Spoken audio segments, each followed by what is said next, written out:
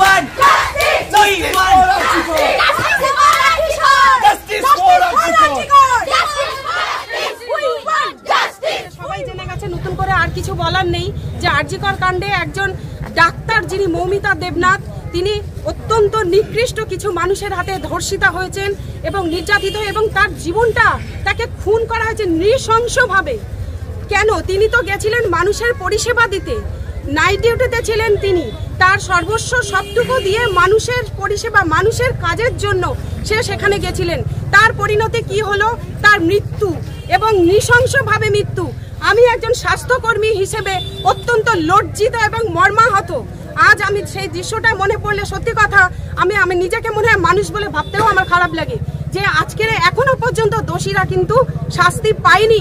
আমরা এর জন্য লজ্জিত। আজ বিশ্ব জুড়ে, দেশ জুড়ে যেখানে গর্জে উঠেছে, যেখানে সবাই প্রতিবাদ চায়, বিচার চায়, কিন্তু সেই জায়গায় বোধহয় কোথাও আমরা থমকে আছি, দাঁড়িয়ে আছি।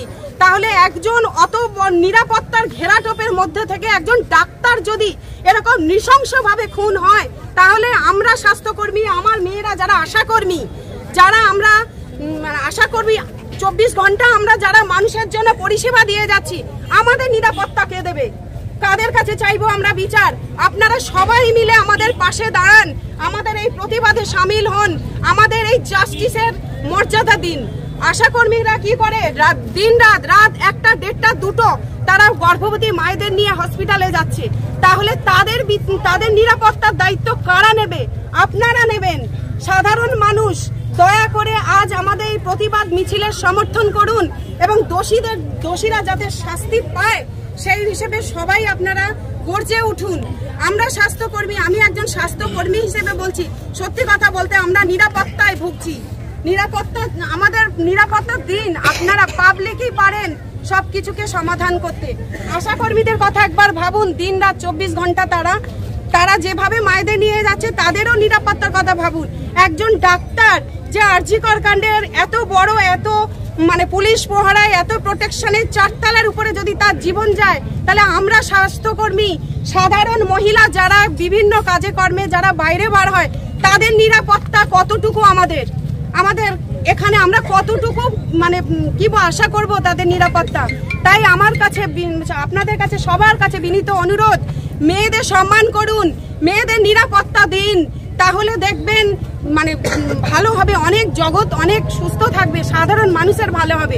একজন স্বাস্থ্যকর্মী তার নৃশংস খুন আমি ভাবতেই পারি না।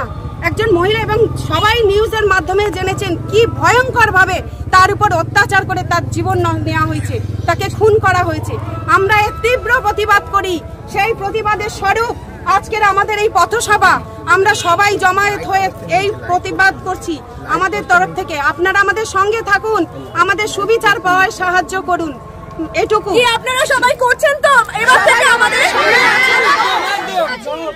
We want justice. We want justice. We want justice. We want justice. We want justice.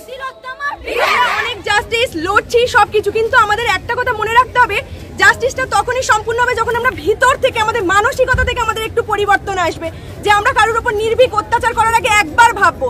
তার জন্য আমাদের মধ্যে সবার ফার্স্টে মানবিকতা জাগাতে হবে।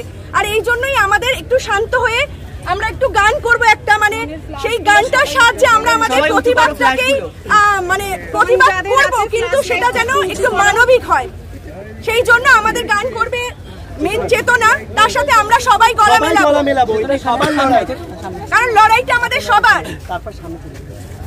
আগুনের পরশমণি ছোঁয়া প্রাণে, এই জীবন পূর্ণ করো, এই জীবন পূর্ণ করো, এই জীবন পূর্ণ করো, এই জীবন পূর্ণ করো, দমন প্রাণে। আগুনের পরশমণি ছোঁয়া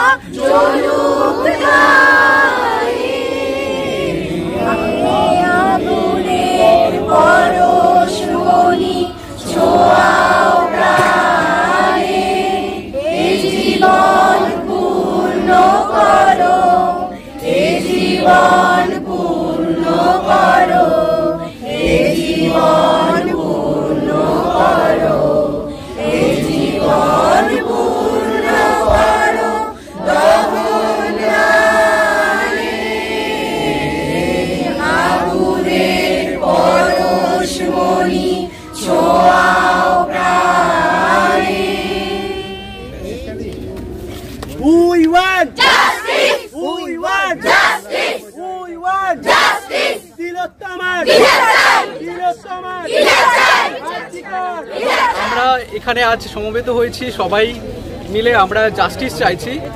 আমাদের মধ্যে থেকে আমরা একজন স্বাস্থ্যকর্মী, অর্থাৎ আমাদের যারা সবসময় পরিষেবা দিয়ে থাকেন তারা তিনি আমাদের ছেড়ে চলে গেছেন এবং তাকে নির্মমভাবে হত্যা করা হয়েছিল।